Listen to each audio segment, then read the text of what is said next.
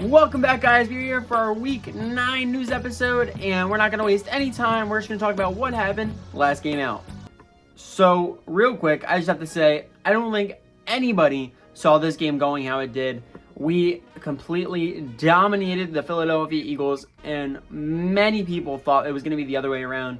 As we're a young team, we've been up and down, and the Eagles are a Super Bowl favorite, and we thought on primetime Thursday night they'd be bringing it, but they didn't bring it that way. So we got almost nearly 400 yards offensively, so we'd love to see that. They did beat us in the rushing department, but that was because we were without 2 of our key running backs in rotation.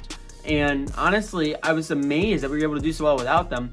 But it was because Davis Mills decided to step up to the plate for the first time this year, picking up 301 yards through the air.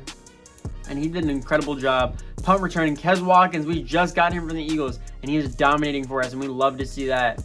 Turnovers, we did have 1 interception in the end zone, which we hate to see, but we forced four of them things from the Eagles, so that was a big thing for us. 3 fourth down conversions on the day. We love to see that. No 2-point conversions because it was a pretty solid day, touchdowns and everything. Time of possession, we dominated them with that as well. Then we look at the box score for every quarter. Eagles, at the end of the first, they were leading us by 3 with a field goal. We decided to bounce back before the half happened with a touchdown for us. That was great. And then the second half was where we let it on. We got another touchdown in the third quarter and then scored 17 in the fourth to close out this game, 31-3. One of those touchdowns was in garbage time. We put all the backups in, and Kes Watkins got the chance to make his former team pay for giving him away, and he did just that with a touchdown. So looking back at the game, we'll go over passing first. Davis Mills had 276 yards, 2 touchdowns, 1 interception. His longest was for 42 yards. I believe that was a deep bomb to Deshaun Jackson. That only sounds right. Solid game. And then for Baker Mayfield, he had only 91 yards, 2 interceptions. Just a poor game. And Josh Rosen got some time on the field when we put the backups in. Our new signing, he got 25 passing yards, 1 touchdown, and that was about it. In the rushing attack, Baker Mayfield was taken off for them. He had 7 carries, 46 yards, 6.6 a carry, but he did fumble twice. One of them worked out really well for him because Dallas Goedert got on the ball, took it all the way down the field, and it worked out really well. The other one, key turnover for them and kept them drowned in this game. Miles Sanders was also great for them, 13 for 38, 2.9 carry, but nothing crazy really in the rushing attack. Marlon Mack took the brunt of the carries today, 12 for 32, 2.7 a carry. Dare Ogunbowale, our guy, he got 7 carries, 26 yards, 4 yards a carry. A huge moment for him to get some time in there. And we gave Andy Janovich a few more carries this game, 5 for 10, 2 yards a carry, and a touchdown. We knew we had to get experimental with the run game with all of our guys out, and we did just that with giving Janovich more carries, and Mechie got 1 for 6 yards, so we love to see that. In the receiving game, Mechie comes back to us, 7 catches for 93 yards, 13.3 a catch, and a touchdown on the day. Amazing game by him. He continues to step up as a rookie. Deshaun Jackson, we have unlocked that deep threat ability from years ago. He had 3 catches for 71 yards, 23.7 a catch. We love to see that. Marlon Mack had 6 for 48, doing it out of the backfield. We love to see that. Devontae Smith for them was huge. 3 for 37, 12.3 a catch. He did have 1 fumble on the day, however. It's not going to show up here, but he had a big catch where he got open after they were waiting. And just unlucky that he dropped it on that one because that could have been a huge momentum swing for them. Brevin Jordan had 2 catches for 31 yards, 15.5 for each catch. And then a couple 1 catches. Nico Collins, a big one for 28. Kes Watkins, that big catch for 25 yards and the touchdown. We love to see that for his first catch. And Zach Pascal had 1 for 22. But yeah, so nothing crazy. We held A.J. Brown to only 3 receptions on the day, so that is huge. We will take that any day of the week. But yeah, pretty solid day in the receiving department. We'll go to blocking. In blocking, no sacks allowed. We'd love to see that from our guys. But the defensive side, tackles led by Anthony Harris, the safety for the Eagles with 11. T.J. Edwards, the linebacker, at 10. And C.J. Gardner-Johnson had 7. That's a really good sign. When our leading tackler on the day for our team only has 7, that means we must have been doing something right. Tackles for loss, we'll take a look. 3 by C.J. Gardner-Johnson, getting in the backfield. We love to see our superstar working like that. Hassan Reddick had 2, Fletcher Cox had 2.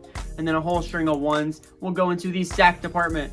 For sacks, no sacks on the day, either side.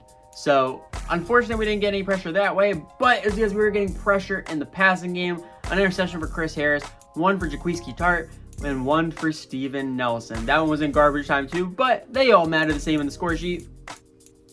And yeah, is there anything else you want to look for? Forced fumbles is going to be a huge one. We had one from Jerome Baker, one from Ross Blacklock, one for Jalen Petre, and we recovered 2 of those, and they were recovered by Chris Harris and Eric Murray. So we'd love to see that production there. So now we're going to take a look at some games around the league of some note. The first one's going to be the Indianapolis Colts, our division rival, went up against the Patriots, and it looks like they squeaked out a tough one in New England.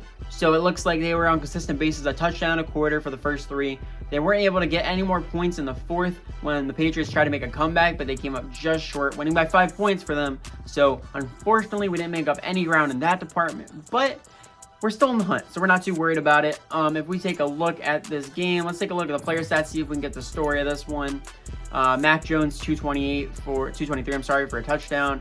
Matt Ryan, 162 for 3, so he didn't get a lot of yardage, but he made it count when he had the ball. That's because Jonathan Taylor was killing it, 117 yards on the day on the ground. And wow, what a day. Hunter Henry had a touchdown for them. Paris Campbell for the Colts had 2 touchdowns. And then just a complete, this was just a knockout, drag-out game, and it looks like the Colts came out on top for this one.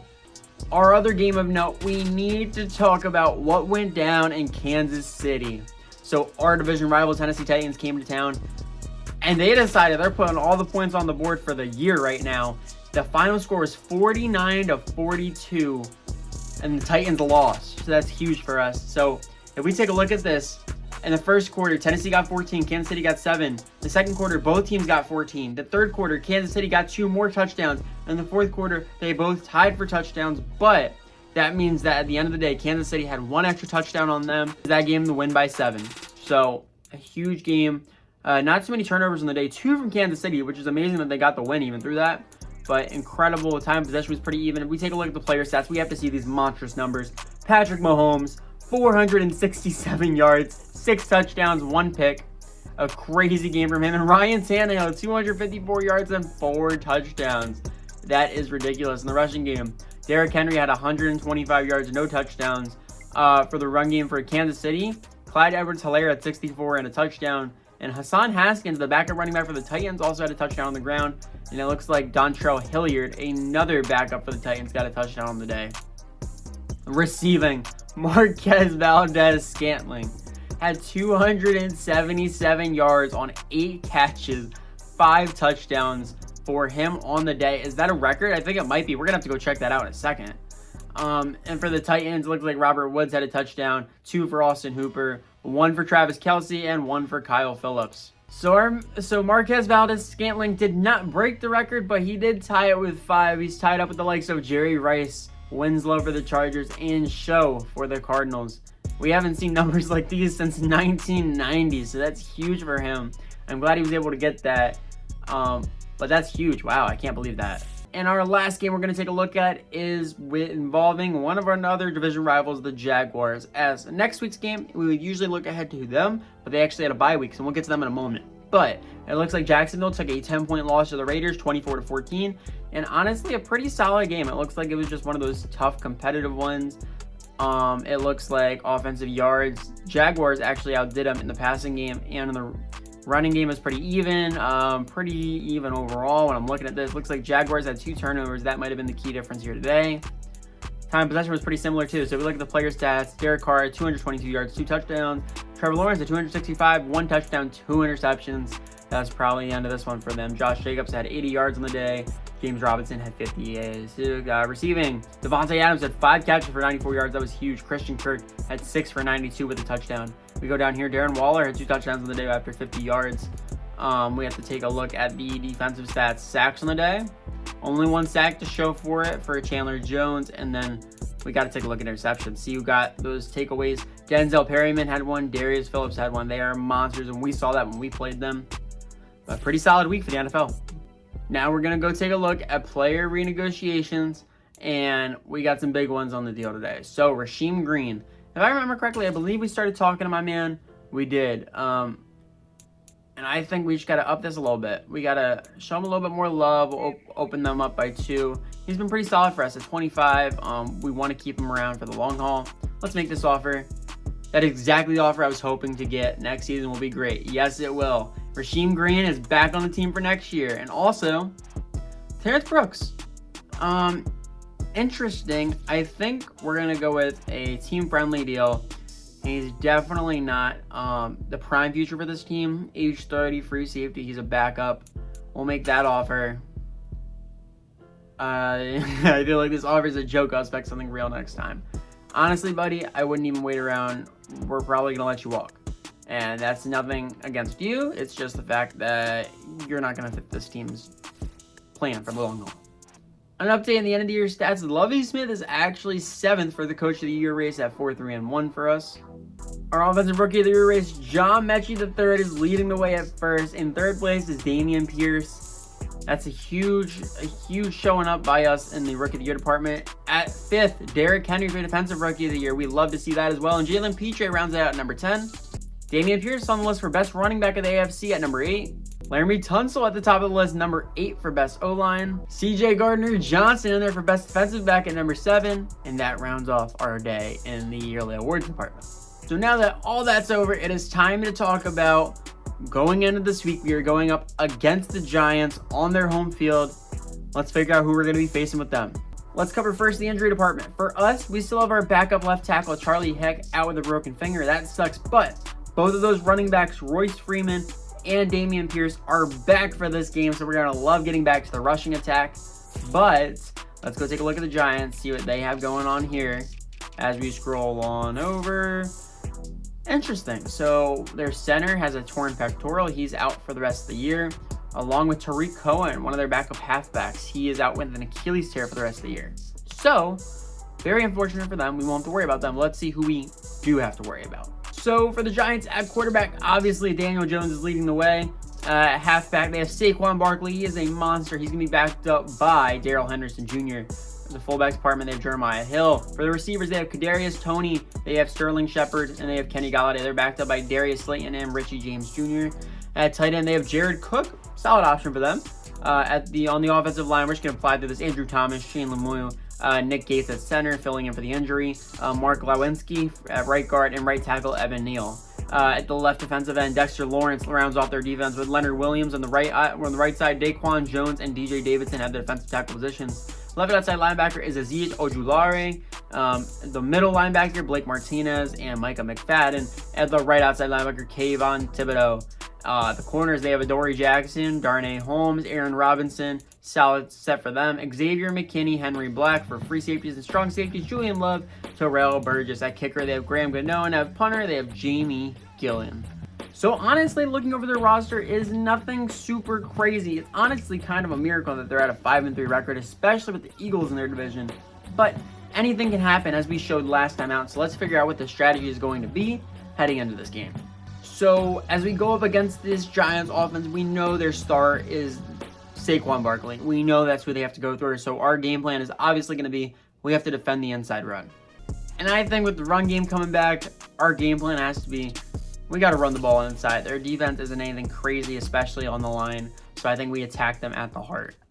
And obviously, our coaching staff has submitted all their goals for the week. Starting off with head coach Lovie Smith, he said, let's allow no sacks. We did it last week. We had a dominant win. If we can do that this week, we're looking at another potential big one today. Our offensive coordinator said, let's get 250 plus offensive yards. We were able to get nearly 400 last game out against the Eagles. 250 should be very easily, especially against this defense, which does not have nearly as much skill as the Eagles did. Our defensive coordinator said, let's allow 14 points or less. They don't have a lot of weapons on offense. Daniel Jones is a poor quarterback, honestly, in this league, so we're going to try and take advantage of him. And my goal, let's get an interception. We talked about Daniel Jones not being the best quarterback. We need to make him pay for those bad decisions. We need to get on the ball. We got 3 last game out. 1, I think that's a pretty good ask. And we have escaped practice this time out with no injuries. We'd love to see that. But in practice, we do have some positive things to talk about, like some key upgrades for our players. For CJ Gardner-Johnson, our defensive captain superstar, we saw him improve in awareness, pursuit, tackling, and his zone coverage, so that's huge for us. And we also saw another upgrade in the backfield. We saw Jalen Petre get even better, and we saw improvements in his tackling and his zone coverage. So with all of that, I think we are ready. I think we are set. I hope you guys enjoyed, and I will see you guys back because we will be taking on the New York Giants. So with all of that, I think we are ready. I think we are set. At their home. I hope you guys enjoyed, and I will see you guys back. I hope you guys enjoyed. We will be taking on the New York Giants.